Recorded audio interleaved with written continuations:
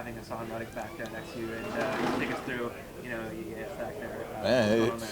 felt good, man. It felt good having five back out there, man. Getting back in the groove, man. He makes our whole D line better because there's other people you got to account for.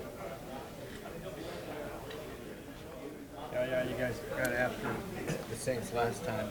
Nelly in particular, what are you hoping to accomplish this time around? Shoot, same energy, same tenacity. Just like Kobo say, they know us and we know them, and we just got to go out there and fight. How's it feel going after a quarterback that you played at the same school?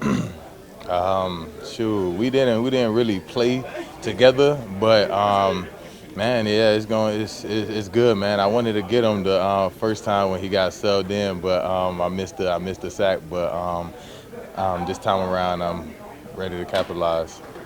You guys had more pressure on the quarterback last week than any team in the league.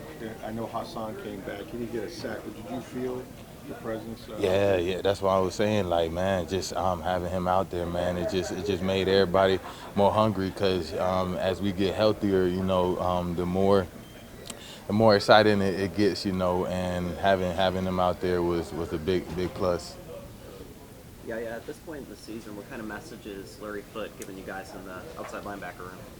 Man, it's money time. There's nothing else to it, man. It's money time, man. We got to get down and get dirty. Do you feel the hatred that Baker has for the Saints too?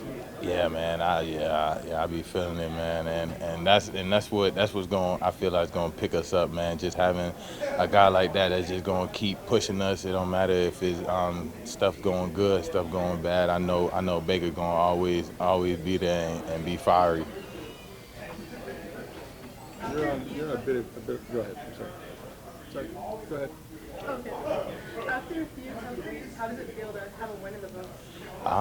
It felt good, but we can't stop there, man. We got to keep going, man. The message is just to one game at a time, and for us, all the guys in the locker room, man, we know how important these next three games is. But right now, it's all about the Saints.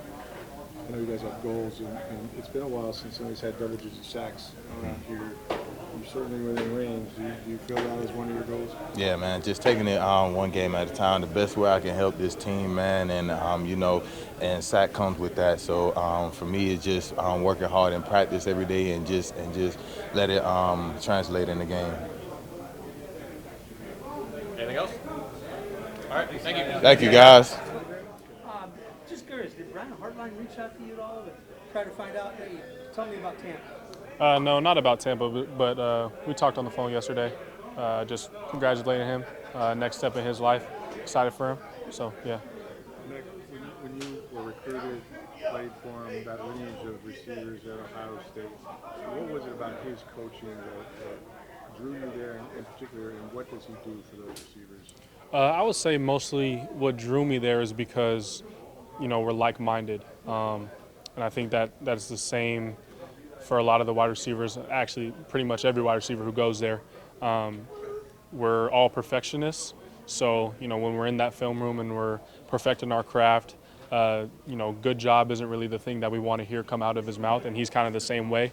No matter if we catch a one-handed pass or score a 99-yard touchdown, there's always something that could have been done better on the rep. So I think that's kind of been my mentality since I've been growing up, and he shares the same token. So I think that's part of what makes the lineage of wide receivers at Ohio State so special. And he's a guy that's athletic enough. He's not afraid to go out there and actually stem that route. Yeah. For you, right? He won't put on cleats. So sometimes we have to tell him to slow down because he's just wearing tennis shoes. We don't want him to, pop his knee out or something. But he's definitely still active enough to be able to give us a look.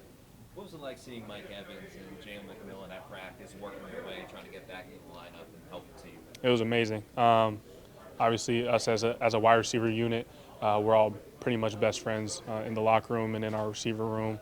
And just whenever one of us is out, no matter who it is, we can all feel it. And, it hurts just as bad as the person who is out. So when they're all back together and we're all out there, it's such a blast and such a blessing and a privilege and an honor just to be on this team with guys like those. Chris has had some dramatic injuries, devastating injuries. Really, his false start earlier this year. When you watch him work, when you see him come back and look like Chris Godwin as he did this last game, what does that do for you as a group to see that drive? Yeah, it's just super encouraging, and no one deserves it more than him. He's very methodical and dedicated to his craft, and a lot of that goes into taking care of his body. So there's not too much you can do about injuries in this game. They happen to the best of us, unfortunately. Chris is an example of that, but the way you battle back is not the same for everybody. And Chris is definitely different in the way that he prepares his body and he battles back and he gets ready. And no one deserves to be be healthy and play the game that he loves more than him. Emeka, when Chris was out there Sunday, he made a couple good plays early. Could you feel or see any change in the coverage on you? It just goes team to team, honestly. So obviously, as a defensive coordinator, especially once we get guys like Mike Evans back on the field, it's going to be tough to cover everybody. So I leave that up to them, up to their game plan, and like I said, it changes week to week based on what we see in coverage and who's healthy and whatnot. But that's all I can say to that. So it wasn't beneficial for you? I mean, it goes. All we're looking for is a win each and every time we step out on the field. So whether the coverage is on me or not, or it's more on Chris, or even if they're playing a lot of cover 2 or whatever the case may be, that's going to open up Bucky. So just when you have so many weapons like that, it just makes it difficult for a D coordinator. Baker was named the Walter Payton Man of the Year nominee for the Bucs. Just what have you learned from him off the field? Just does so much in his community. True family man. The way he, treats everybody around him. I was doing an interview earlier this year, and I was talking to somebody about Baker and my relationship with him. And it's just like Baker's one of those people who has an inside joke with everybody in the building, no matter if it's our head coach or one of our lunch ladies, or everyone does such a good job around this building, and not everyone gets the credit that they deserve all the time. And we're just so grateful for kind of the culture that we built around here. And I think he's the epitome of kind of the guys we try to bring into this locker room. So him being nominated for that award is really no surprise to me at all. What's his inside joke with you? His inside joke with me? That's a good question. We talk about the Gronk, the way Gronk said my name a lot. We were talking this morning. He said whenever he watches the TV copies, he hears people pronounce my name wrong all the time. And he says, it can't be that hard. But no, we have tons of jokes. We share a lot of laughs. So it's definitely, I'm grateful to be on a team with him. Speaking of last question. Speaking of Ohio State and Brian Hartline, the game for Ohio State, oh yeah. Have you reached out to anybody over there and you guys over there? Yeah, wide receivers. I'm always staying in touch with my guys over there. Zone 6, that's what we call it. So those are my guys. I'm probably the closest with Carnell, I would say, Carnell or Brandon, just because I spent more time with them than any of the other guys. So me and Carnell are always chopping it up on the phone, and just so proud of the season he's having and all the adversity he's overcome and everything like that. Really like a little brother to me. So seeing them be able to go out there and do their thing on the field, I'm excited to be able to be a fan actually.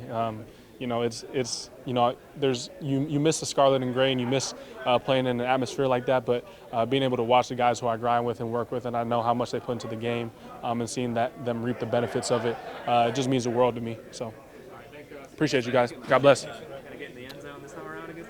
I hope so, and I hope we don't get it called back this time. So we need to do it the legal way. Yeah. Last week, can you talk about I think it's Jamel got his hand. Yeah. Yeah, Dean. Yeah, great year. And, he made a great play on it. And, he gave me a little gift right there, so I appreciate him for that. But, no, he made a great play, made a great break, and the ball just tipped up, and it just landed right in my hands. Antoine, as someone who's been nominated for Walter Payton Man of the Year before, how much does it mean to Baker Mayfield to get that honor? It's really cool, and he deserves it. He does a lot in the community. Great guy overall, and so I wouldn't expect anything less than him to be the, Man of the Year.